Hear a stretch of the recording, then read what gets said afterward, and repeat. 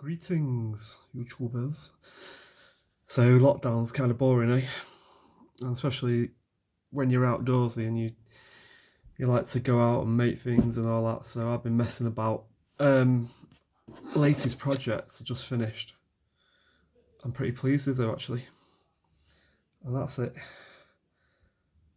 So it's actually let's see if I can get it over my gargantuan head. Yeah. So it's a neck knife. You guys see that? It's made from a file. So little sheath made from PVC pipe.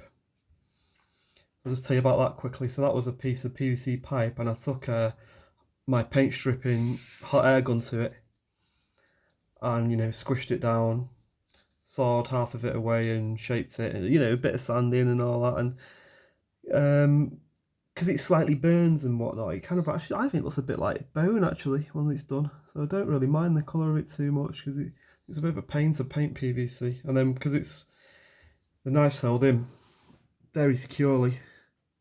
There's absolutely no way that's falling out. In fact, I put this snake knot lanyard on it so that you can actually, pull it out because you need to really, because it goes in really securely.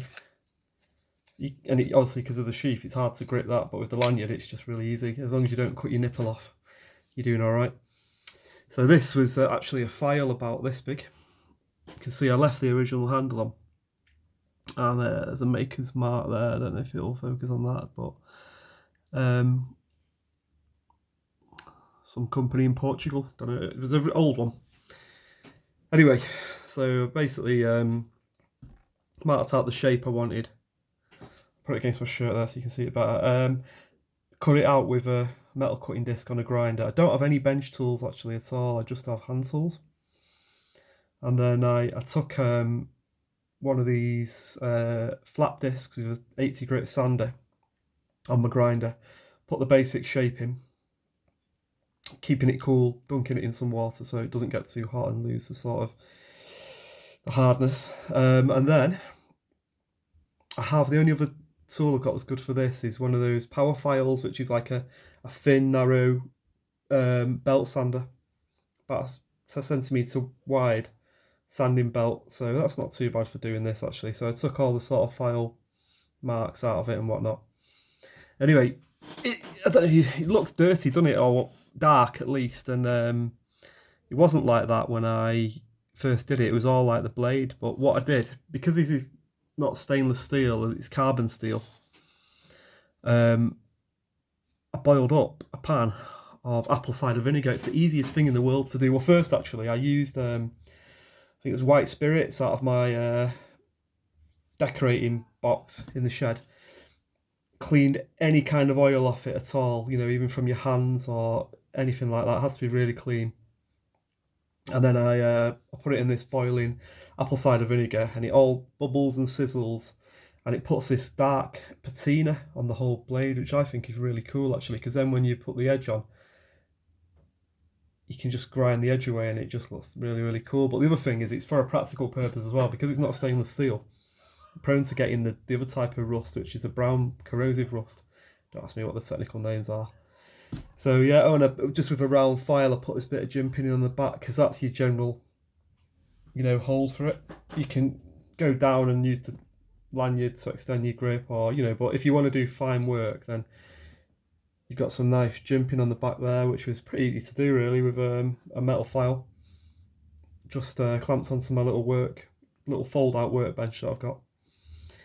So yeah, and then I did snake knot lanyard on it.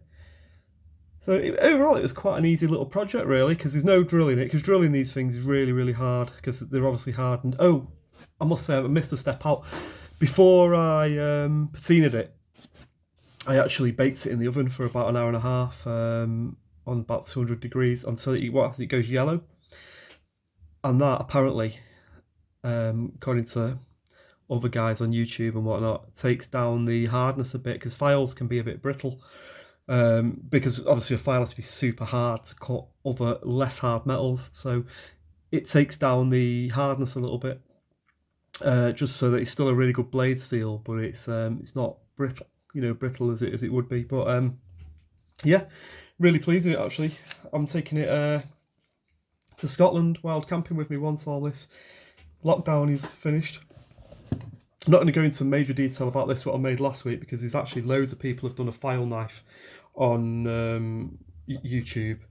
But I bought this sheath, eBay, £9 in the UK. I thought it was alright, it's pretty good.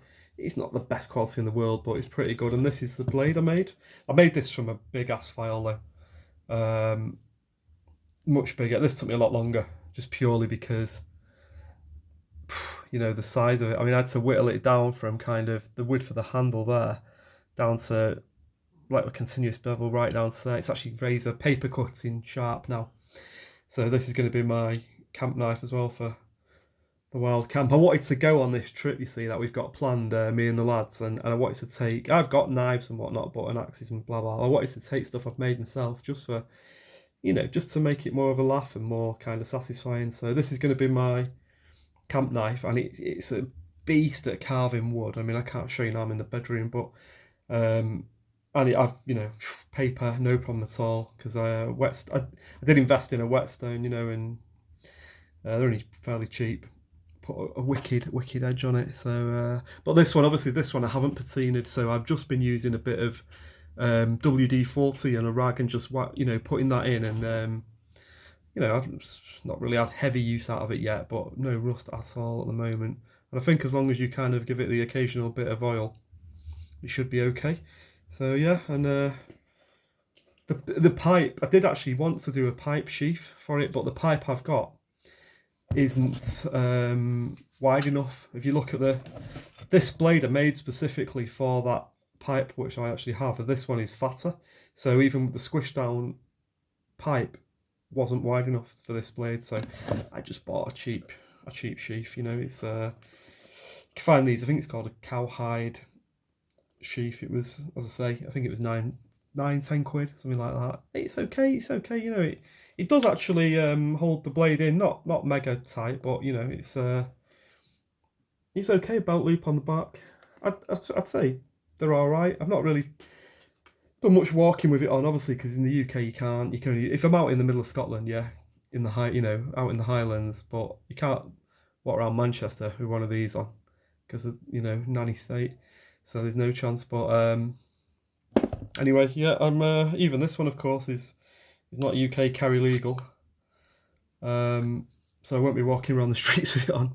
But you got a good reason, like you're out camping in the middle of nowhere. You know, there's no sort of banks to hold up or anything around there, so you wouldn't have any other reason to be carrying it. But yeah, so I reckon anybody who's really bored and has got a few basic power tools and, you know, an old bit of file. I got about 6 or 7 of these kind of old files off eBay for about a tenner, just because I'd seen some other guys making knives, and you know, it's a way to forge a knife without actually having a forge. You know, and an anvil and all that. It's basically you cut it out, you grind it, you sharpen it, you know, you sand it. And as long as one thing you have to do, and there's better videos than this on how to do it, is you have to constantly be dunking it in a bucket of water as you're grinding it, because otherwise you can make it too hot with the sanding grinder pad. You know, which you can lose your hardness off the blade. So yeah, anyway, everybody stay safe. Bye for now.